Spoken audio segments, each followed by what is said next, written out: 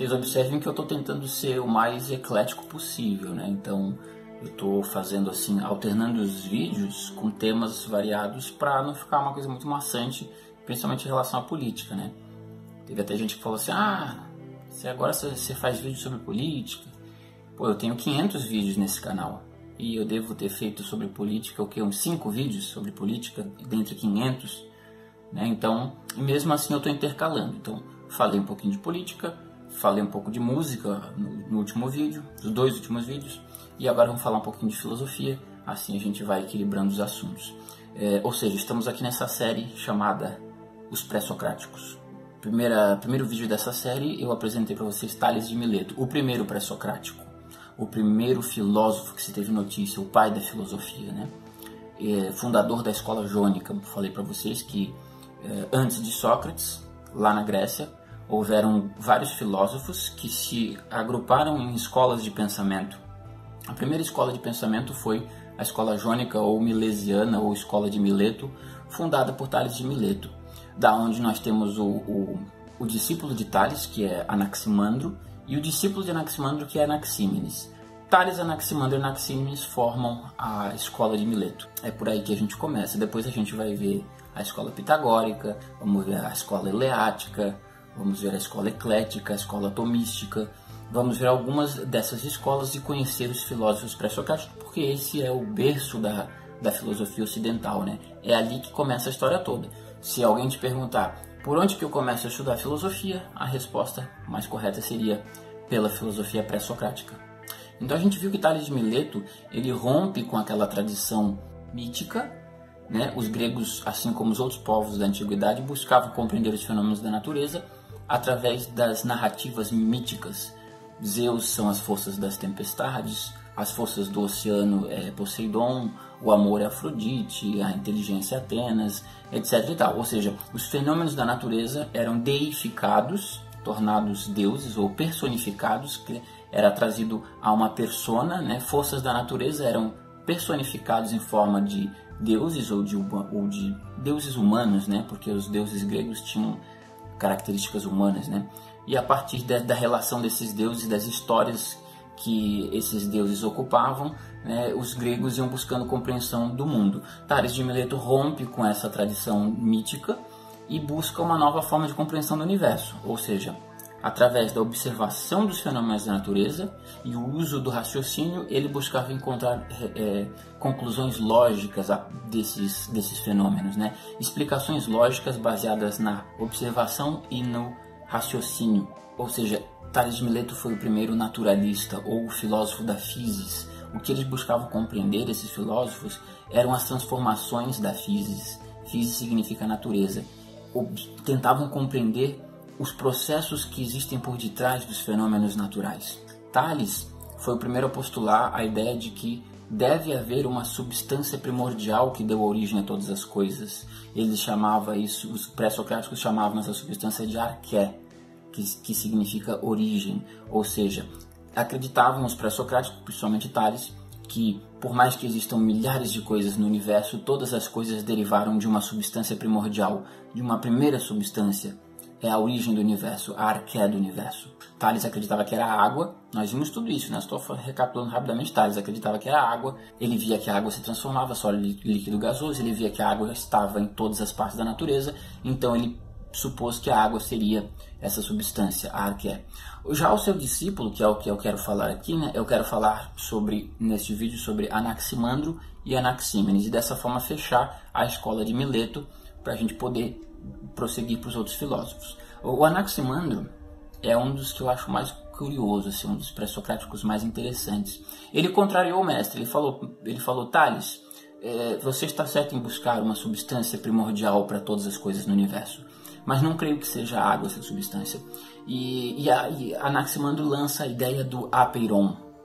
Ele chamava de apeiron, que significa indeterminado, indefinido. A ideia do Anaximandro é mais ou menos a seguinte: se a arqué deu origem ao universo, deu origem a todas as coisas que compõem o universo, a arqué não pode ser nenhuma dessas coisas.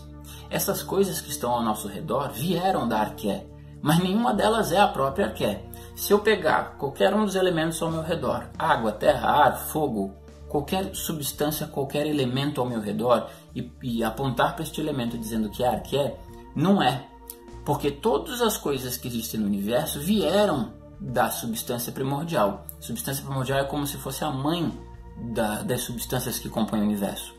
Então, se ela gerou a todas essas coisas, ela não pode ser essas próprias coisas, ela tem que ser algo separado. Por exemplo, a mãe que gera um filho, essa mãe não pode ser o próprio filho que ela gerou. São dois seres separados, aquilo que gera e aquilo que foi gerado, né? Então, a ideia é que todas as coisas são feitas do Aperon ou da Arqué, mas a Arqué, o Aperon, não é feito de nenhuma dessas coisas, ou seja, é uma substância abstrata. Não existe no mundo físico. O mundo físico veio dela, mas ela em si não é física. Ele acreditava que o Aperon não pode ser dito o que ele é. Por isso ele chamava de indeterminado. Aperon significa indeterminado, indefinido. Existe, mas nós nunca saberemos o que é, porque no momento que você diz o que é, você já o definiu. Anaximandro acreditava que o Aperon era insurgido, ou seja, ele usava esse conceito. Insurgido significa o quê? Que existe, mas não teve um momento de início, não teve um momento de surgimento, ou seja, é insurgido. Existe, mas não houve um momento de surgimento, porque o Aperon, ele contempla todas as coisas, não há um momento antes do surgimento do Aperon. Na verdade, o Aperon não surge em momento algum, ele sempre existiu, ou seja, é uma substância imaterial, eterna, da onde todas as coisas vieram e para onde todas as coisas retornam. Ou seja, quando você fala no Aperon de Anaximandro, a gente pode estabelecer um parênteses muito próximo com a ideia do conceito de Deus, né? Ou seja, Deus criou todas as coisas, mas não foi criado por nada. Deus existe, mas não teve um momento inicial que Deus veio à existência, porque não há um momento antes de Deus e também não há um momento posterior a Deus. Deus é a origem de todas as coisas físicas, mas ele próprio não está restrito à fisicalidade, né? Ele é eterno, sempre existiu e sempre vai existir.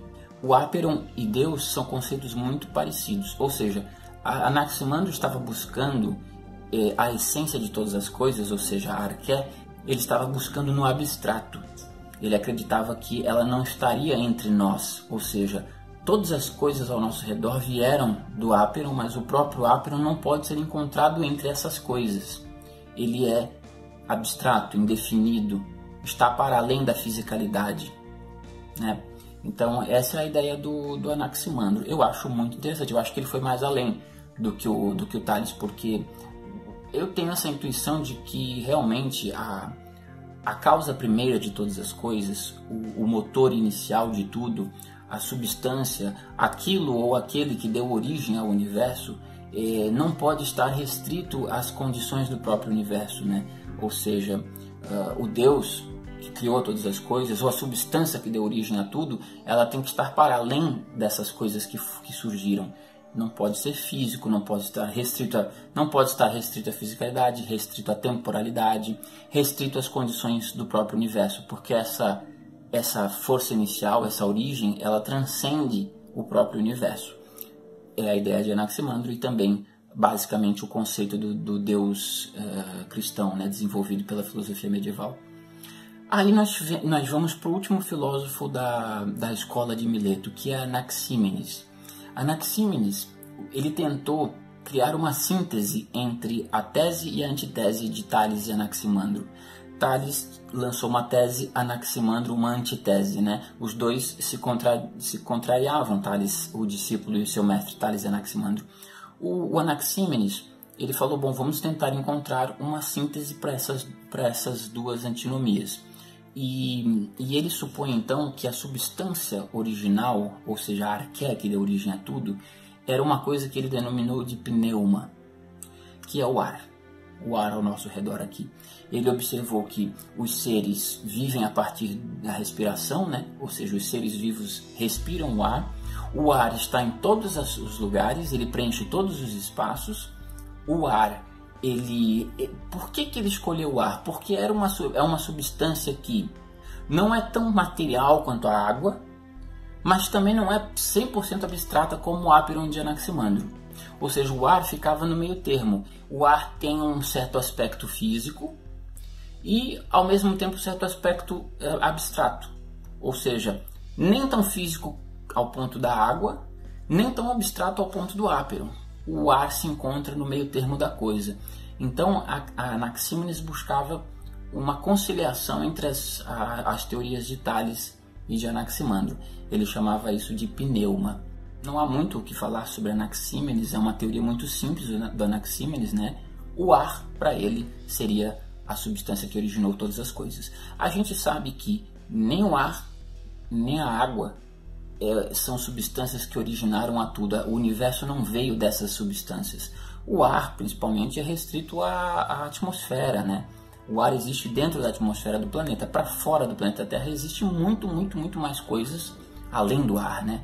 O ar é uma substância que, inclusive, não é tão abundante no universo, né? O universo tem muito mais hidrogênio, nitrogênio, hidrogênio, hélio, né? Outras substâncias muito mais importantes para a constituição do universo do que o próprio ar. Então, a gente sabe, né? Nenhum desses filósofos alcançou a arqué, pelo menos na escola jônica. A partir do momento que a gente vai vindo para as outras escolas, a gente vai ver os pitagóricos e a gente vai ver a escola eleática, que é sensacional. A escola atomística também as teorias acerca do átomo, né? A ideia de átomo surge entre os pré-socráticos com Anaxágoras, se não me engano, o filósofo que hipotetizou o átomo, né? A gente vai ver Empédocles com os 4 elementos, a gente vai ver Heráclito e Parmênides, o movimento em Heráclito e o ser imóvel de Parmênides. Nós vamos estudar cada um desses filósofos, cada uma dessas escolas filosóficas, e no final vocês vão ter uma noção clara sobre a filosofia feita pelos naturalistas antes do nascimento de Sócrates. Eu vou encerrando esse vídeo por aqui e a gente se vê no próximo vídeo. Um grande abraço.